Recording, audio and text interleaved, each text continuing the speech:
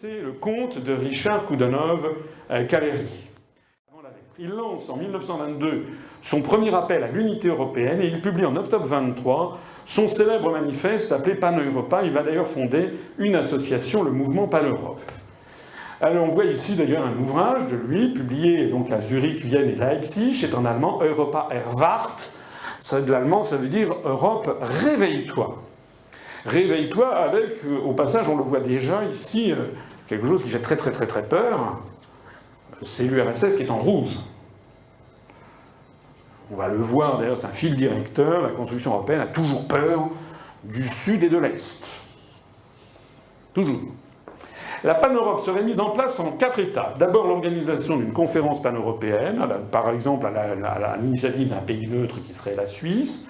Deuxièmement, la mise en place d'une cour d'arbitrage obligatoire afin d'assurer une paix durable sur l'espace européen. Troisièmement, à l'époque, l'ONU n'existe pas. Il y a la SDN qui vivote, mais l'ONU n'existe pas. Je signale qu'après 1945, il y a quand même l'Organisation des Nations Unies avec la Cour internationale de justice qui ont été créées par la Charte des Nations Unies de San Francisco en 1945. Troisièmement, la création d'une union douanière et monétaire pour la réorganisation de l'espace économique européen. Et quatrièmement, la mise en place des États-Unis d'Europe, ou Pan-Europe, grâce à l'abolition des frontières qui seraient devenues de simples limites administratives entre les États membres. Cette union serait gouvernée par une Chambre des peuples, constituée de 300 députés, c'est une préfiguration de ce qui deviendra le Parlement européen, et serait gouvernée par une Chambre des États, qui aurait 26 représentants, c'est-à-dire un député par État membre, 26 États dans cette union pan-européenne. C'est en fait la préfiguration exacte de la Commission européenne. Je vous renvoie à ma conférence sur l'histoire de France, c'est également très très proche du mode de fonctionnement de l'Empire bismarckien, avec la même chose. L'Empire de Bismarck recréé, enfin le Second Reich, créé à partir... vous savez que le Premier Reich était le Saint-Empire romain germanique qui avait été créé par Othon Ier en 962, qui disparaît en 1815 avec Napoléon, et puis qui est recréé en 1871 dans la Galerie des Glaces après que les Prussiens aient battu les Français à Sedan. Et ce deuxième Reich disparaîtra en 1918, après la fin de la Première Guerre mondiale, et Adolf Hitler, en 1939, prétendra recréer un troisième Reich qui durera 1000 ans, qui est donc le troisième avatar de ce Reich. Et donc, dans ce deuxième Reich bismarckien, il y avait une chambre des peuples, une chambre des États. C'est de ça qu'elle s'inspire, en fait, Richard de Coudenhove-Caléry. Il prend d'ailleurs un drapeau. Le drapeau est bleu couleur mariale, et avec une croix qui est la croix du Christ, c'est un peu la croix des croisés. Il s'agit de faire triompher la chrétienté. Il s'inscrit tout à fait dans le prolongement, enfin une partie du prolongement de la pensée hugolienne de 1849. Dans cette nouvelle Europe, l'idée de nationalité serait réduite à ne plus être une simple affaire privée, comme l'est aujourd'hui la religion.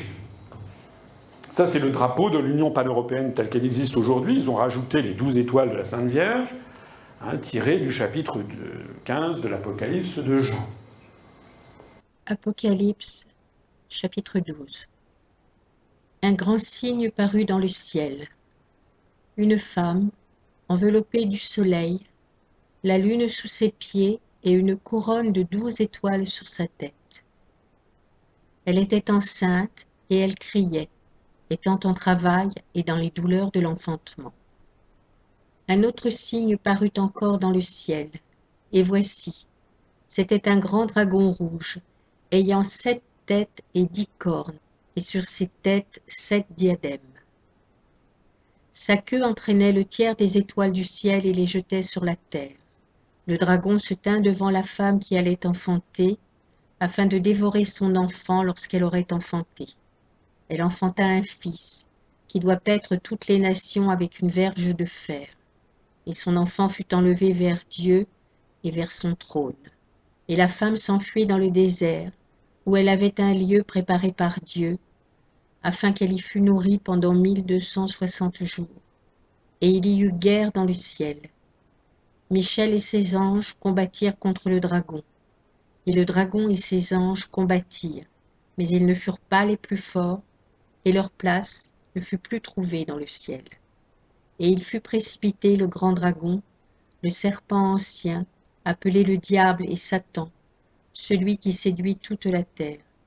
Il fut précipité sur la terre, et ses anges furent précipités avec lui.